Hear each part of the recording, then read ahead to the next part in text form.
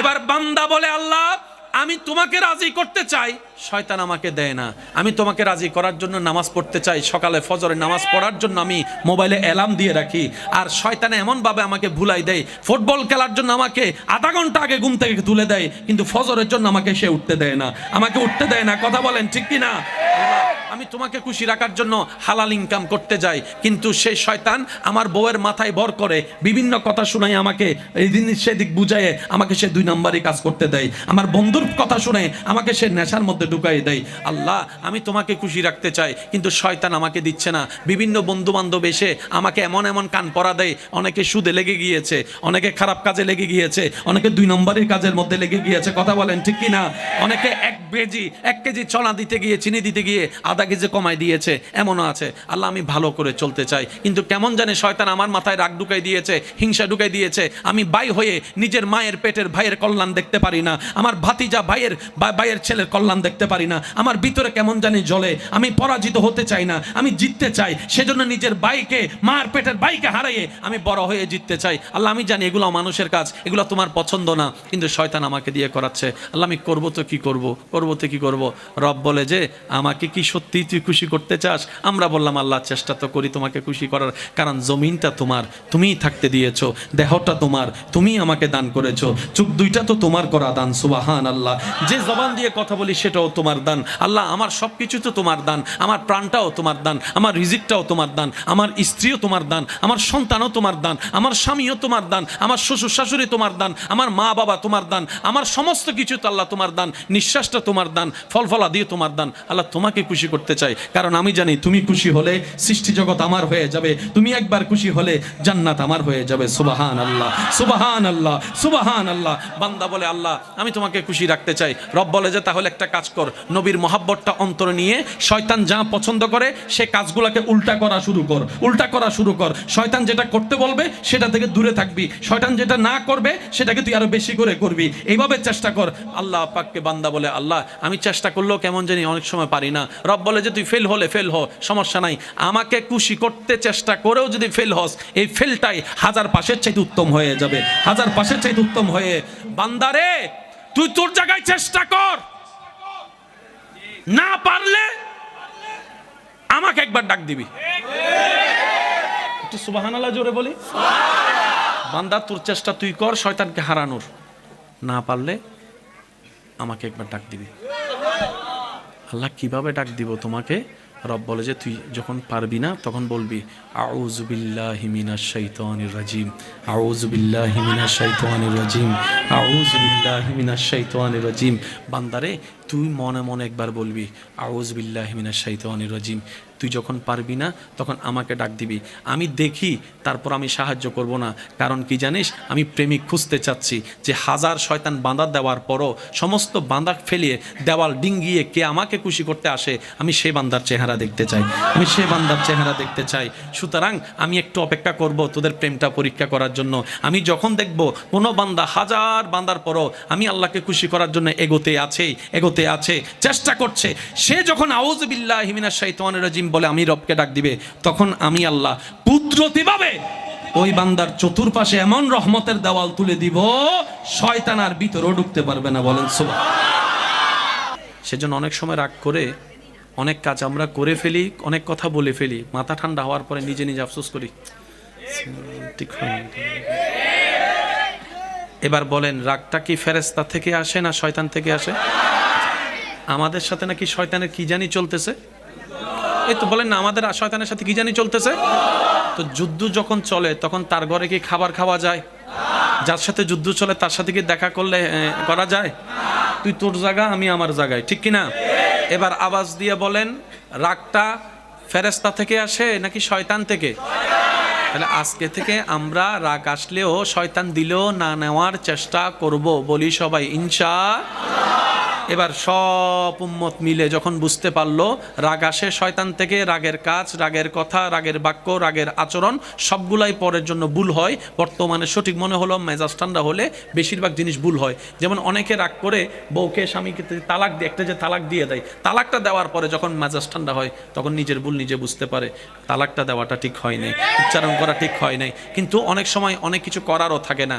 এখন সব নবীর উম্মতরা যখন এই জিনিসটা বুঝতে পারবে যে শয়তান রাগ দিয়ে আমাদেরকে আল্লাহর দুশমন বানাচ্ছে, এবার সমস্ত উম্মতরা মিলে নবীজির কাছে প্রশ্ন রাখলেন, ইয়া রাসূলুল্লাহ, রাগ করা শয়তানকে খুশি করা, রাগ করা শয়তানকে খুশি করা। ইয়া রাসূলুল্লাহ, আমি তো শয়তানকে খুশি করতে চাই না, আমি তো আমার রহমানকে খুশি করতে চাই, আমি তো আমার আল্লাহকে খুশি করতে চাই, সুবহানাল্লাহ, আমি তো আমার মালিককে খুশি করতে চাই। ইয়া রাসূলুল্লাহ, রাগ উঠলে আমি কি করব? পৃথিবীর বড় বড় বড় বড় বড় বড় মানুষের কাছে এটার কোনো উত্তর নাই, আপনি যদি একটু বলে দেন। কারণ আপনাকে তো আল্লাহ তাআলা আর রহমান আল্লামাল কোরআন দিয়েছেন, আপনাকে তো আল্লাহ ওয়ামা আরসালনাকা ইল্লা রাহমাতাল লিল আলামিন করেছেন, সুবহানাল্লাহ। আপনি তো আল্লাহর হাবিব নবী, আর আল্লাহও বলেছেন আপনার কাছে আসতে কোরআনের মধ্যে। ইয়া রাসূলুল্লাহ, একটু সমাধান দেন।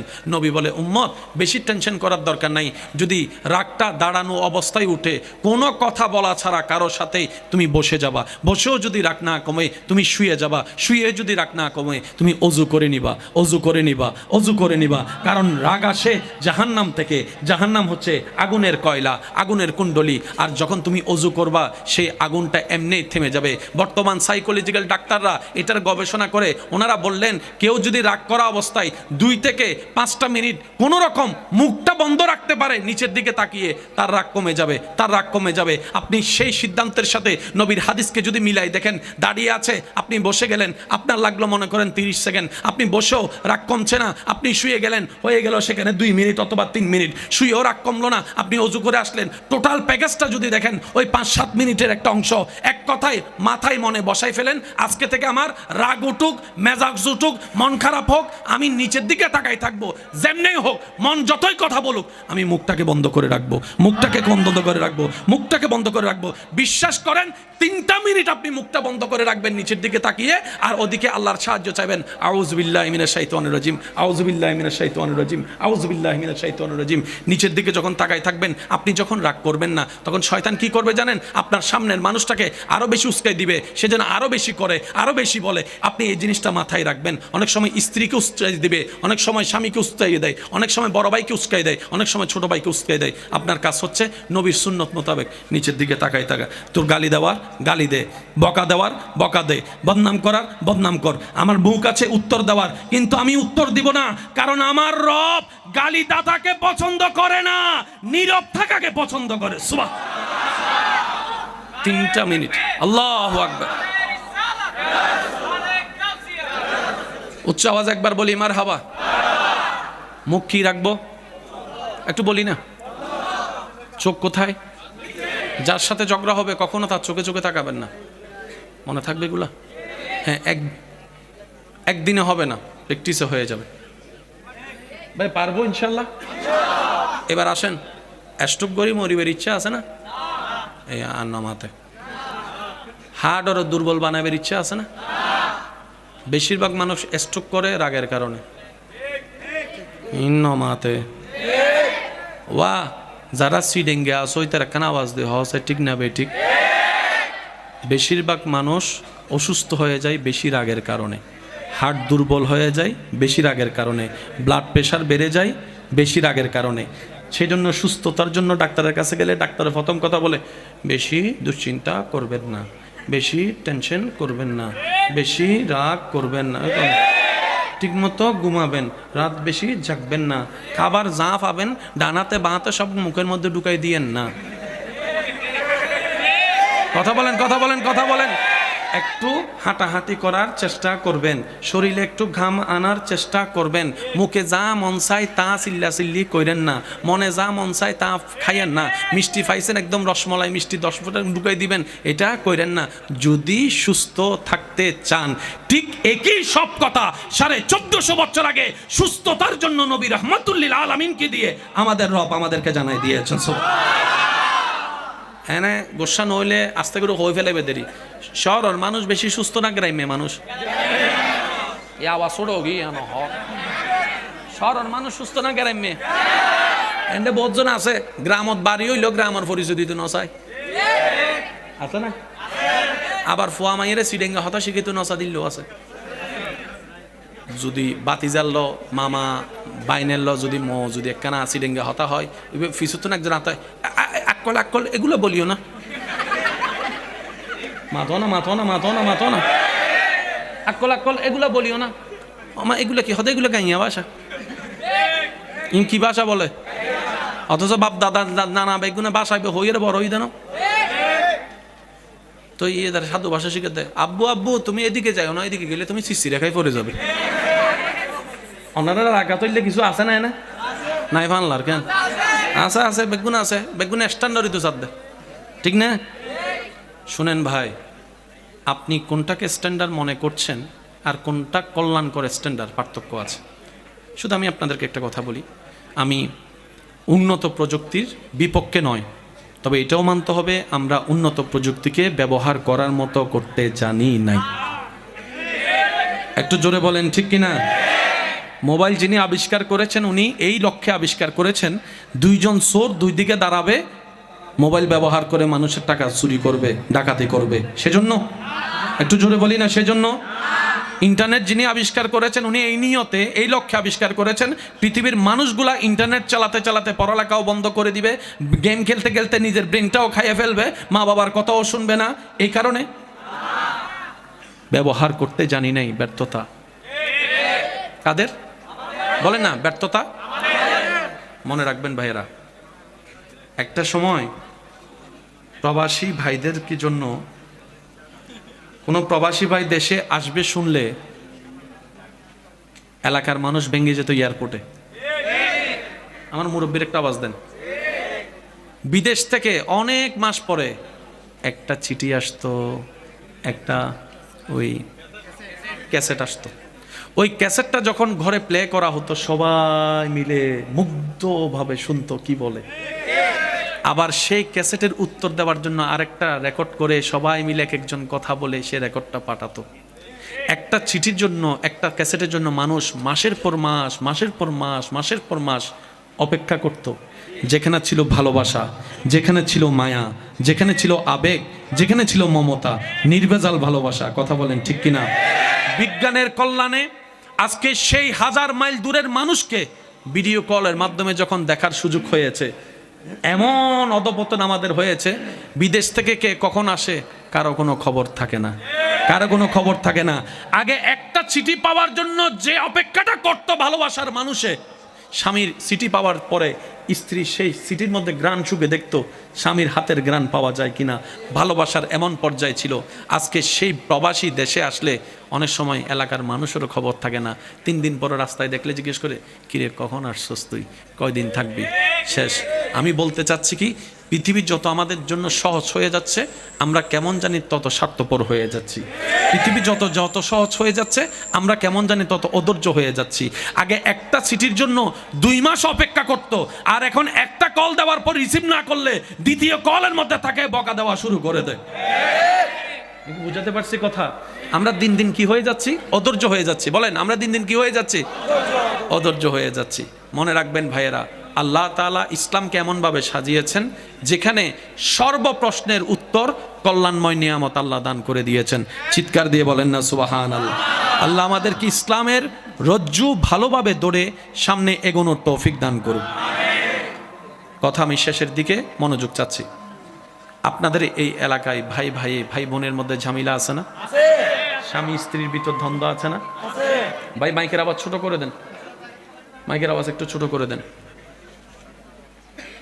অত্র এলাকায় যত ঝামেলা আছে, আমি আপনাদের ছোট ভাই হিসেবে আবদার করে একটা কথা বলি, বাহিরের মানুষের সাথে শত্রুতা না হয় মেনেই নিলাম, আপন নয় রক্ত নয় শত্রুতা আমি করলেন, নিজের রক্তের সাথে শত্রুতা করা কত বড় বোকামি কাজ। একটু কথা বলেন, রাতের 3টা বাজে যদি আপনি অসুস্থ হয়ে যান আপনার পাশে কে দাঁড়াবে? একটু চিন্তা করে দেখেন। আমরা তো এখন এমন পর্যায়ে চলে গিয়েছি, ডান বাসার বাড়িতে কি হয় বাম পাশের বাড়ির কোনো খবর, কে আসলো কে মরলো, সত্যি করে বলি না রে ভাইয়া। আগে ঈদের একটা আমেজ ছিল, এখন ঈদের দিন অনেক ছেলেরা এখানে আছে ঘুমাই যায়। যদি আমি ভুল বলে না থাকি একটু আওয়াজ দিয়ে বলেন ঠিক কিনা? ঈদের নামাজটা পড়ে এসে ওই 4-5টা গড়, এক ঘুমে উঠছে সন্ধ্যাবেলায়। ওই আমেজ দিন দিন আমরা হারিয়ে ফেলতেছি, কথা বলেন ঠিক কিনা? পৃথিবীতে আর বাঁচবো কয়দিন? ঝগড়া তো থেকে যাবে, মামলা থেকে যাবে, হিংসা থেকে যাবে, পারিবারিক দূরত্ব থেকে যাবে, আপনাকে আমাকে চলে যেতে হবে, সবকিছু ফেলে কবরে। আর যে সন্তানদের পরিবারের জন্য আপনি সন্তান এই সম্পদ নিয়ে ঝগড়া করছেন, এই সন্তানেরাই তো আপনি মারা যাওয়ার পরে তাড়াতাড়ি বলবে যে রাসে পচা গন্ধ বেরোবে, তাকে তাড়াতাড়ি কবর দিয়ে দাও। আমি অনুরোধ করে বলছি, ভুল বুঝাবুঝি সব জায়গায় হয়েছে, হচ্ছে, হবে। শয়তান যতক্ষণ আছে, দুনিয়া যতক্ষণ আছে, ভুল বুঝাবুঝি থাকবেই, এটা ব্যাপার না। আপনি বড় ভাই, ছোট ভাই ভুল করছে আর কি, পিঠে একটা থাপ্পড় দিয়ে তাকে একটু জড়ায় ধরেন না, দেখি না কতক্ষণ রাগ করে থাকে, একটু জোরে বলি না। আপনি ছোট ভাই, বড় ভাই একটা কিছু করছে আর কি, আপনি বড় ভাইকে পিছন থেকে জড়ায় ধরেন, ভাই যতক্ষণ মাফ না করবো আমি ছাড়তেছি না। সে হয়তো প্রথমবার ধাক্কা দিয়ে বলবে তোর সাথে আমার কোনো সম্পর্ক নাই, দ্বিতীয়বার ধাক্কা দিয়ে বলবে তুই আলাদা আমি আলাদা, 5টা মিনিট দেখেন না, রক্ত তো রক্তকেই টানবে, কথা বলেন ঠিক কিনা? আজকে এক ভাই আরেক ভাইয়ের সাথে দ্বন্দ্ব থাকার কারণে বাতিজির বিয়েতে চাচা যাচ্ছে না, লাভটা কি হচ্ছে? অনুরোধ করে বলি, একটা হাদিস মনে রাখবেন।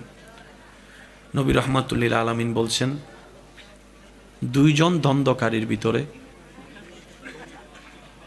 যে যত তাড়াতাড়ি তার বিপরীত পার্সনকে মাফ করে দিবে, আল্লাহ তাআলা খুশি হয়ে তত তাড়াতাড়ি তার গুনাহ মাফ করে দিবে।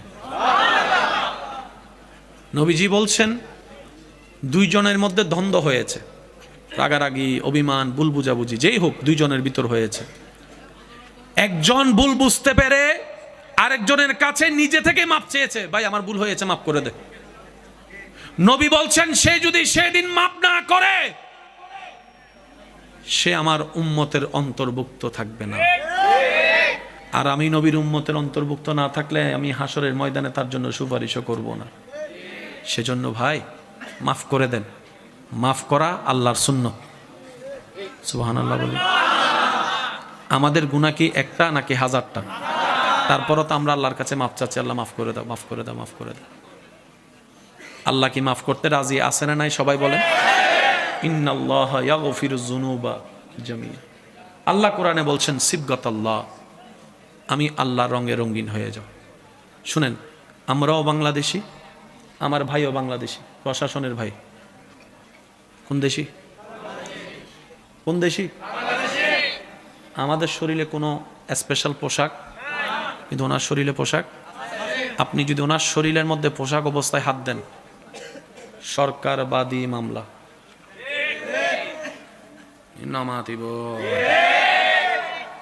কোনো আইনের মানুষকে যদি অন ডিউটি পোশাক অবস্থায় অন্যায়ভাবে কেউ হাত দেয়, নিজের থেকে ওনার মামলা করা লাগবে না, সরকারবাদী মামলা হয়েছে। আমি সরকার বলেছি, এখানে আবার কোনো দল ঢুকে ফ্যাঁস লাগাইন না, সরকার। আল্লাহর বান্দাদের ভিতরে এমন কিছু বান্দা আল্লাহ দয়া করেন যারা আল্লাহর রঙে রঙিন হয়ে যায়। শেষ ভালো যার, সব ভালো তার, একটু সবাই বলি সুবহানাল্লাহ। যারা সিবগাতাল্লাহ, আল্লাহর রঙে রঙিন হয়ে যায়, নিজের চেষ্টাও থাকে, আল্লাহ দয়া করে কবুল করে, তাদের জন্য ইজ্জত দুনিয়া এবং আখিরাতে। ওয়ালিল্লাহিল ইজ্জাতু ওয়া লিরাসূলিহি ওয়া লিল মুমিনিন। আল্লাহ পাক আমাদের সবাইকে আল্লাহর রহমতের নিয়ামত নিয়ে হাসি মুখে জীবন যাপন করে ঈমানের সাথে কবরে যাওয়ার তৌফিক দান করুন। এখানে যারা আমার উপস্থিতির মধ্যে আছেন সামনাসামনি, আপনার অন্তরে যারা কষ্ট দিয়েছে, ইচ্ছায় অনিচ্ছায়, ন্যায় অন্যায় সবকিছু ভুলে আল্লাহর দিকে তাকায় মাফ করে দেন। মাফ করতে পারবেন? যদি আপনার গুনাহ হয় বেশি, আপনার জীবনে আল্লাহর থেকে ক্ষমা চান, আশা করেন, তাহলে আপনি মাফ করে দেন আল্লাহর বান্দাকে। আপনার ভাই, চাচা, যেটা সব কিছু ভুলে যান। যে আপনাকে কষ্ট দিয়েছে সে কার বান্দা? বলি না ভাই, কার বান্দা? আপনার বউটা কার বান্দা? আপনার স্বামীটা কার বান্দা? আল্লাহর দিকে তাকায় বলেন মাফ। শুনি নাই আমি, আরো জোরে বলেন। যারা আপনাকে কষ্ট দিয়েছে, কারো প্রতি কোনো রাগ, অভিযোগ, অভিমান, সবাইকে মাফ বলেন, সবাইকে। এবার এই যদি অন্যায় করেই থাকে, বিচার আল্লাহ করবে। সেজন্য একটা কথা মনে রাখবেন, সবকিছুর বিচার করতে যায়েন না। বান্দা করে ফেললে আল্লাহ করে না। আর আল্লাহর মতো বিচারক আর কেউ, আপনি আমি বিচার করতে গেলে 19-20 হবেই, ঠিক না? সেজন্য যারাই আপনাকে দুনিয়াতে কষ্ট দিয়েছে, আপনি নিজের মন থেকে তাদেরকে মাফ করে নিজের মনকে হালকা করে নেন, বিচারটা রবের না উপর ছেড়ে দেন। রব্বুল আলামিন এমনভাবে তাদেরকে বিচারের কাঠগড়ায় ফেলবে, তখন আপনার আর সেটার প্রতিশোধ নেওয়ার দরকার। আর মনে রাখবেন, প্রতিশোধের চাইতেও ক্ষমা বড় উত্তম। ক্ষমা করার জন্য জিগর দরকার হয়, যার তার পক্ষে ক্ষমা করা সম্ভব। আপনার আমার নবীকে কষ্টের পর কষ্ট দিয়েছে যে জাতি, মক্কা বিজয়ের দিন সেই নবী সেখানে এসে মাফ করে দিয়েছেন, মাফ করে দিয়েছেন। আল্লাহ তাআলা আমাদের সবাইকে নবীর সুন্নত মোতাবেক জীবনযাপন করার তৌফিক দান করুন।